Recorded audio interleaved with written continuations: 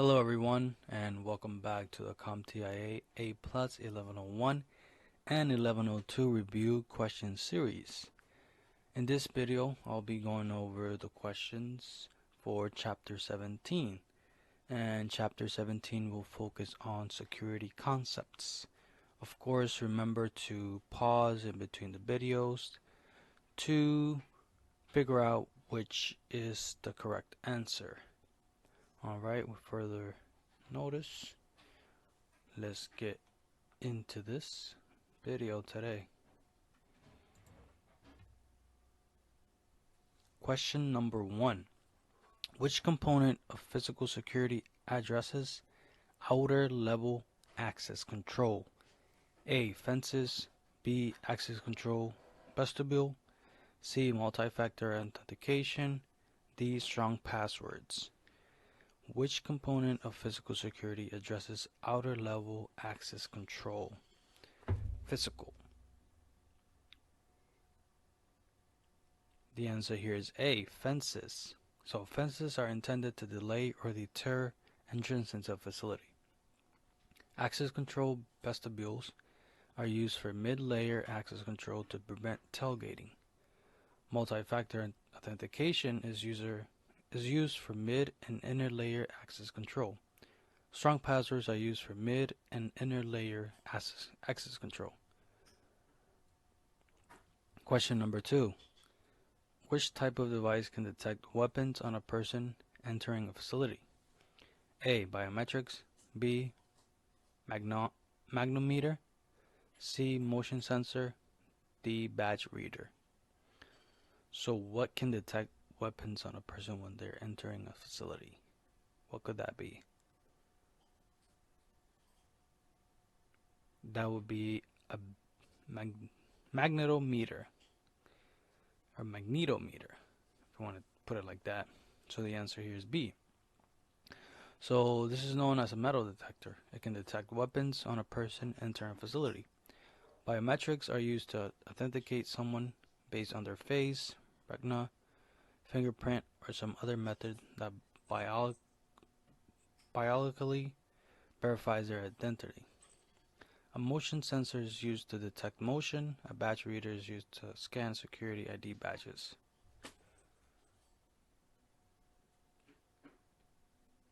Question number 3. As part of your training program, you're trying to educate users on the importance of security. You explain to them that not every attack depends on implementing advanced technological methods. Some attacks, you explain, take advantage of human shortcomings to gain access that should otherwise be denied. Which term do you use to describe attacks of this type? A. Social engineering. B. IDS. C. Perimeter security. D. Biometrics. So what is the term to describe this attack?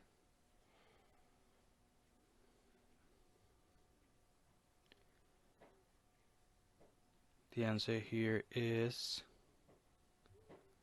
A. Social engineering. So social engineering uses the inherent trust in human species, as opposed to technology, to gain access to your environment. IDS are network-based systems that can detect intrusions.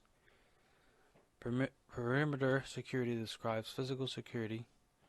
Biometrics describes an authentication based on a human physical trait. Question number 4. You're in the process of securing the IT infrastructure by adding fingerprint scanners to your existing authentication methods. This type of security is an example of which of the following? A. Access control. B. Physical barriers. C. Biometrics. D. Softening. So, what type of security is this?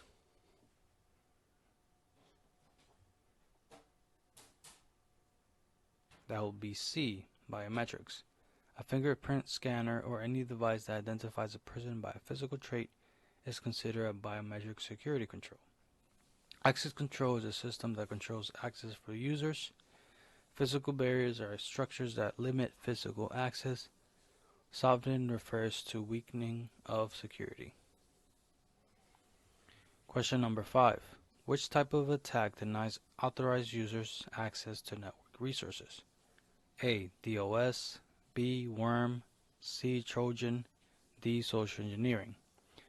So what type of attack denies authorized users access to network resources? What could that be? That is A. DOS. Although the end result of any of these attacks may be denying authorized users access to the network resources, a denial of service DOS attack is specifically intended to prevent access to network resources by overwhelming or flooding a service or network. Worms reproduce and move throughout the network to infect other systems. Trojans are programs that enter a system or network under the guise of another program or disguise of another program. Question number 6. As the security administrator for your organization, you must be aware of all types of attacks that can occur and plan for them. Which type of attack uses more than one computer to attack the victim? A. DOS, B. DDoS, C. Worm, D. Rootkit. So what type of attack uses more than one computer to attack the victim? What could that be? That is B. DDoS. So a distributed denial of service. It uses multiple computer systems to attack a server or host in the network. DOS, denial of service, is one-on-one attack to disrupt service. Worms reproduce and move throughout the network to infect other systems and therefore do not attack one victim. Rootkits are software programs that have the ability to hide themselves from the operating system.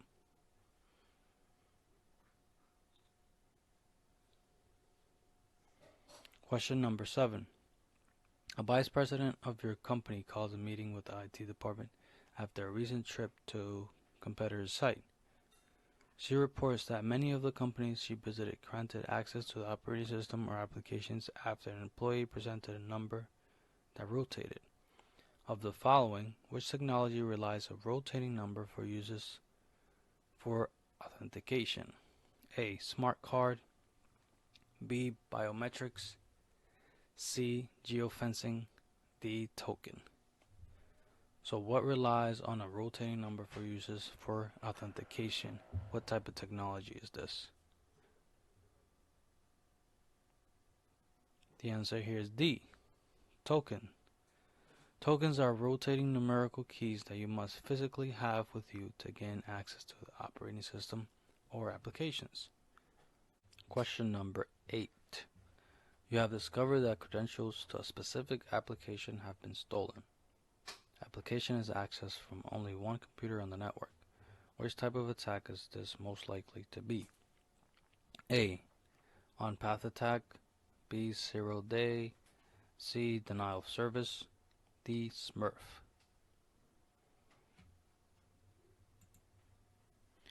This will be A. On-path attack.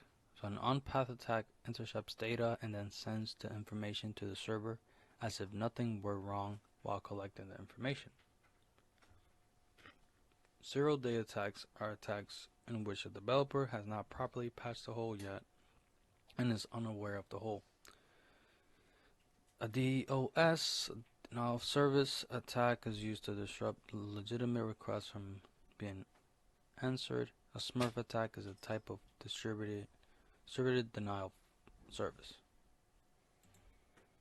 Question number 9. A junior administrator comes to you in a panic.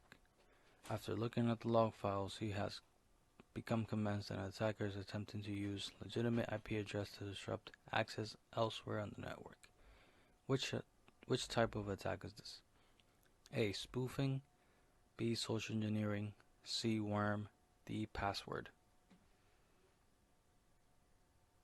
The answer here is A. Spoofing. A spoofing attack is an attempt by someone or something to masquerade as someone else, and is often used to disrupt access. Social engineering is a process in which an attacker attempts to acquire information about your network and system by social means, such as talking to people in the organization. Worms reproduce and move throughout the network to infect other systems. Password attacks are used in an attempt to guess passwords. Question number 10. Which of the following is different from a virus in that it can reproduce itself, is self-contained, and doesn't need a host application to be transported? A. Worm. B. Smurf. C. Fish. D. Trojan.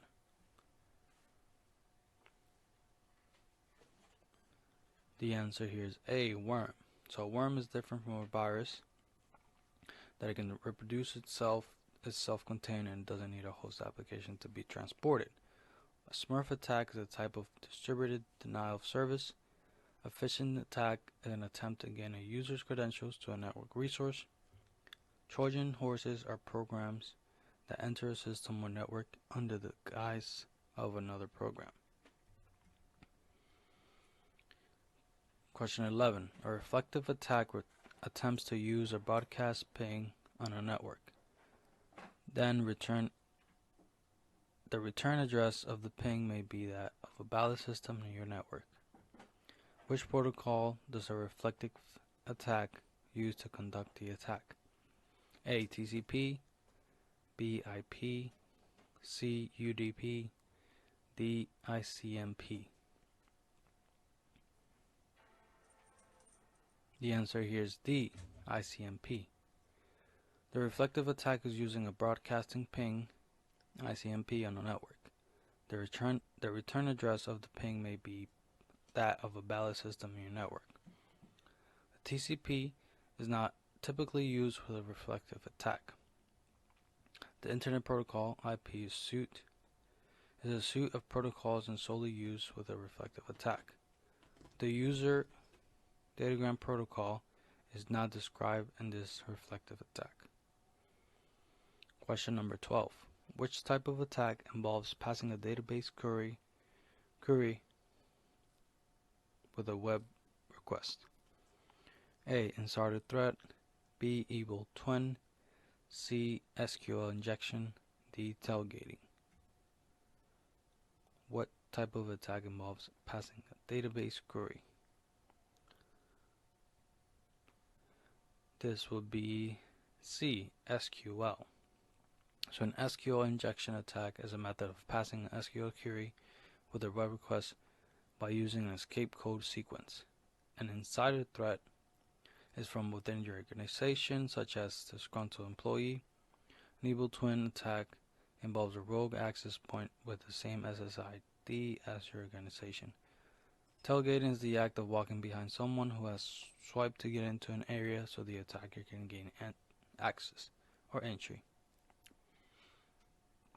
Question number 13. Which is an example of authentication method in which you have something? A. Password. B. Key fob. C. Fingerprint. D. Place. So, which is an example that you have something? B. Key fob. So a key fob is an example of authentication for something you have. A password is something you know. A fingerprint is something you are. A place is a geographical place in which you are. So it's something you have, something you know, and something you are. Those three things when it comes down to authentication. Question number 14. You need to protect your users from potentially being phished via email. Which of the following should you use to protect them?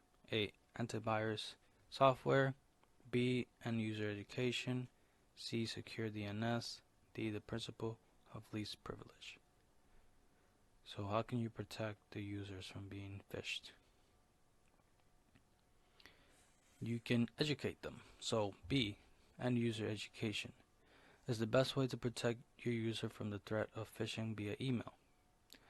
Antivirus software is used to prevent virus, not phishing attempts. Secure DNS can be useful in protecting your users, but not from phishing emails. The principle of least privilege assigns only the permissions that users need to do their work and no more. Question number 15. Your help desk has informed you that they received an urgent call from the vice president last night requesting his login ID and password. When you talk with the VP today, he says he never made that call. Which type of attack is this? A. Spoofing. B. Replay. C. Social engineering. D. Trojan horse. What type of attack would this be? That is C. Social engineering. So spear phishing is part of social engineering. This is where someone is trying to be someone who they are not, into revealing account and password information by pretending to be a high-level person. A spoofing attack is an attempt by someone or something to masquerade as someone else with the intent of disrupting access. A replay attack is a form of on-path attack where packets are replayed at a critical time. Question 16. Internal users suspect there have been repeated attempts to infect their systems, as reported to them by pop-up messages from their antivirus software. According to the messages, the virus seems to be the same in every case. What is the most likely culprit? A. A server is acting as a carrier for a virus. B. A password attack is being carried out. C. Your antivirus software has malfunctioned. D. A DOS attack is underway.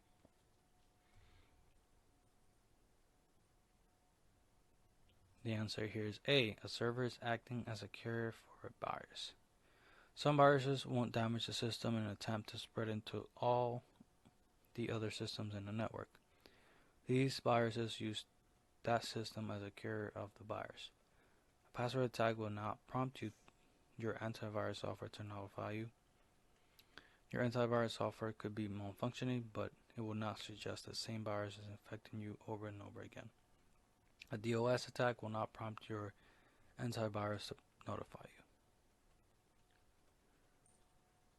Question number 17. You're working late one night and notice that the hard drive in your new computer is very active, even though you're not doing anything on the computer and it isn't connected to the internet. What is the most likely suspect? A. Spear phishing attack is being performed. B. A virus is spreading in your system. C. Your system is under a DOS attack. D. TCP/IP hijacking is being attempted.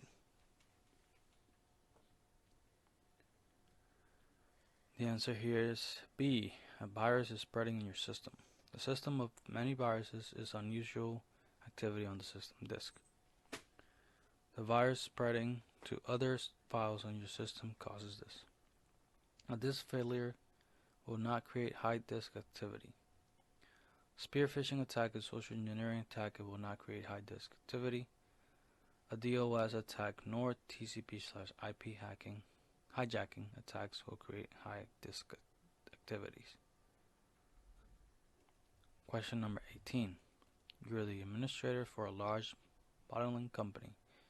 At the end of each month, you routinely view all logs and look for discrepancies.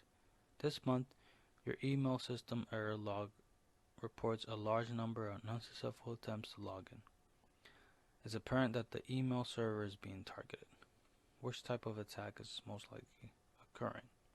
A. Brute force. B. Backdoor. C. Worm.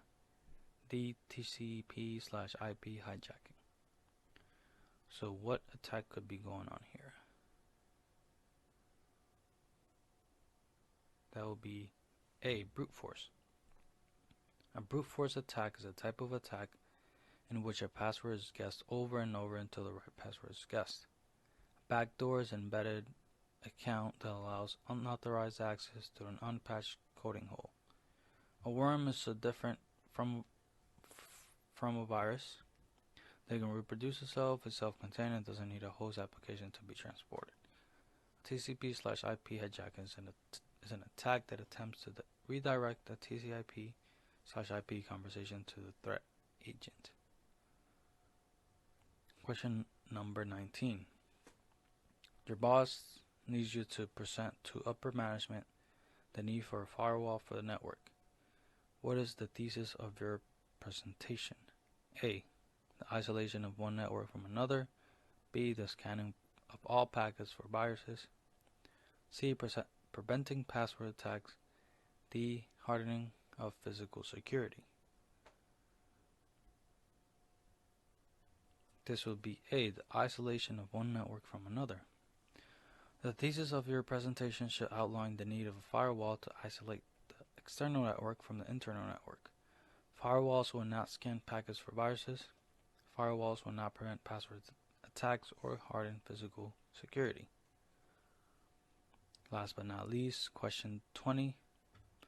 Which Active Directory component maps printers and drives during login? A. Home folders. B. Organizational unit. C. Login script. D. Microsoft Management Console, MMC.